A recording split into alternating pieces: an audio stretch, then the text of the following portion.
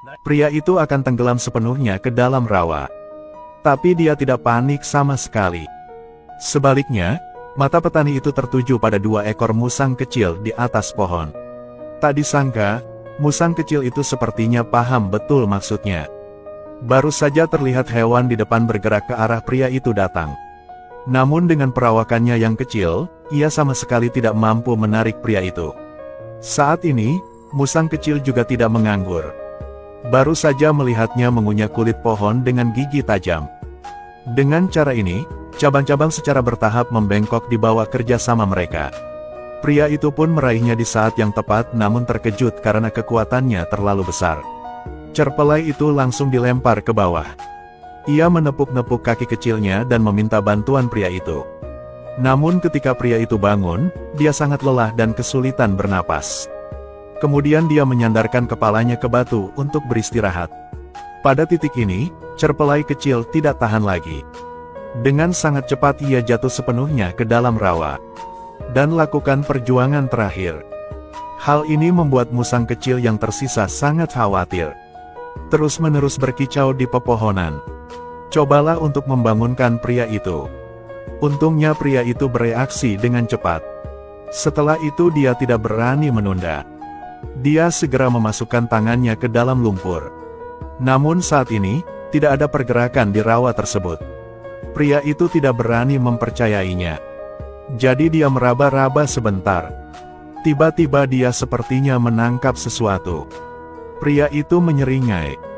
Detik berikutnya, musang kecil yang berlumuran lumpur itu ditarik keluar. Tadinya bulu cerpelai bersih, tapi sekarang seperti air mengalir ke saluran pembuangan. Mata jernihnya agak bodoh. Persis seperti dia. Pemeran utama pria segera memutuskan untuk membawa mereka berdua bersamanya. Dan menamakannya Sabe dan Besa. Di tengah perjalanan, seekor elang hitam tiba-tiba terbang di depan pria tersebut. Kemudian ia menatapnya hidup dan mati. Pria itu memperhatikan sesuatu yang tidak biasa.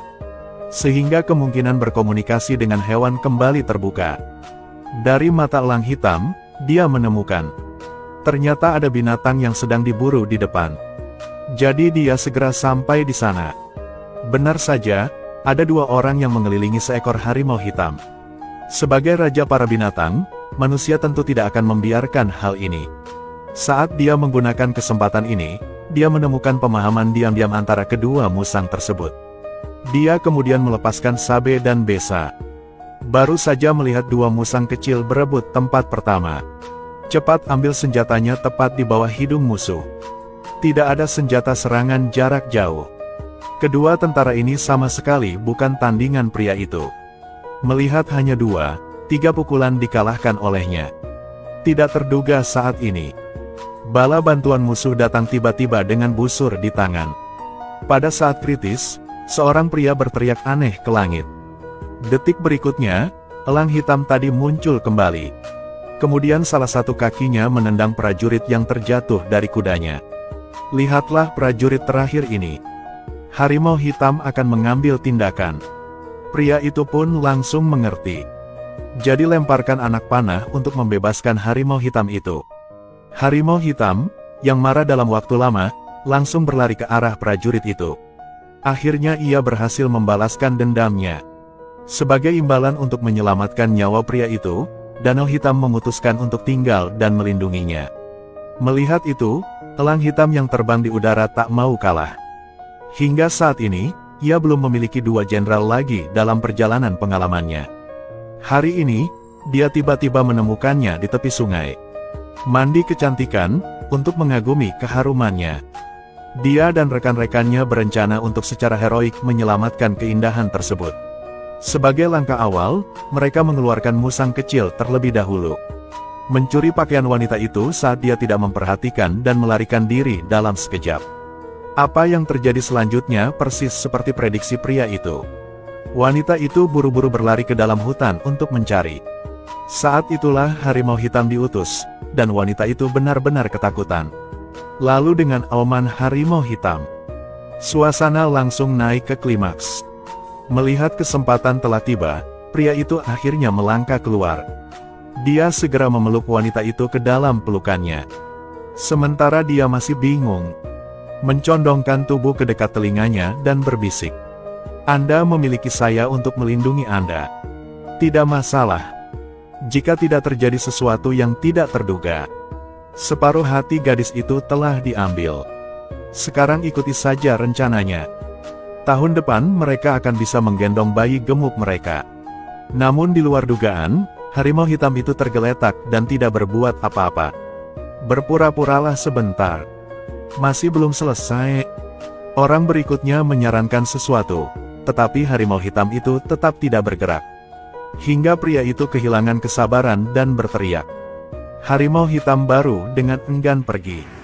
Namun, saat itulah pria itu akhirnya berpikir dia akan memeluk kecantikan itu lagi.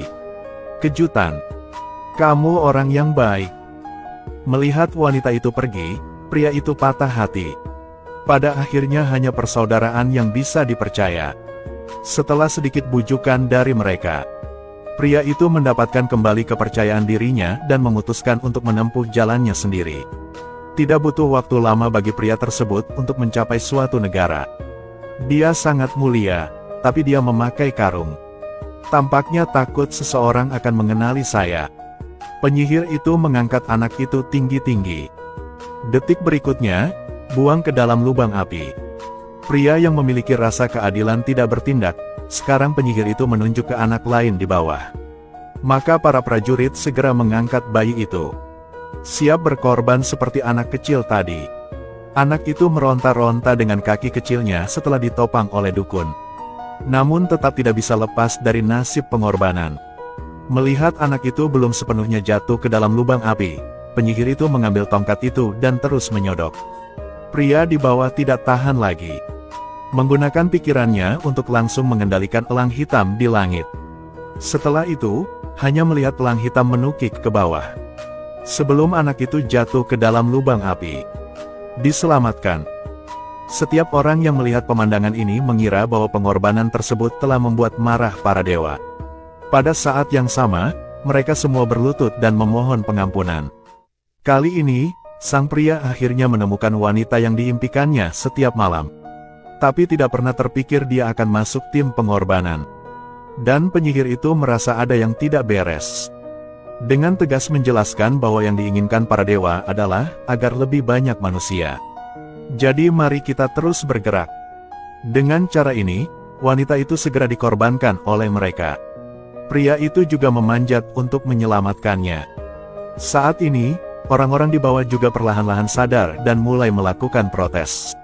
Penyihir itu melihat ada sesuatu yang tidak beres dan segera menculik seorang lelaki tua. Dan lelaki tua ini adalah raja di sini. Anakku.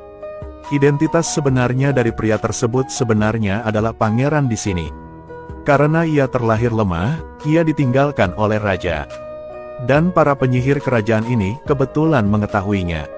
Setelah mengungkap identitas pria tersebut, penyihir di depannya membunuh raja. Sekarang singkirkan saja pria ini dan dia bisa mewarisi tahta.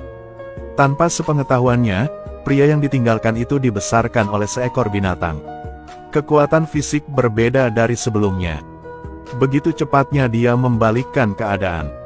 Akhirnya berhasil membunuh penyihir tersebut. Begitu dia berjalan dengan wanita di pelukannya. Anehnya, penyihir itu belum mati. Dia mengambil belati dan berjalan ke arahnya. Pada saat kritis, Sabe bergegas maju. Lalu gigit lehernya. Namun tiba-tiba, saya juga ditangkap oleh penyihir tersebut hingga terjatuh ke dalam lubang api. Menunggu pria itu datang sudah terlambat. Melihat kakakku yang mengikutiku sepanjang jalan meninggal seperti ini. Pria yang berduka.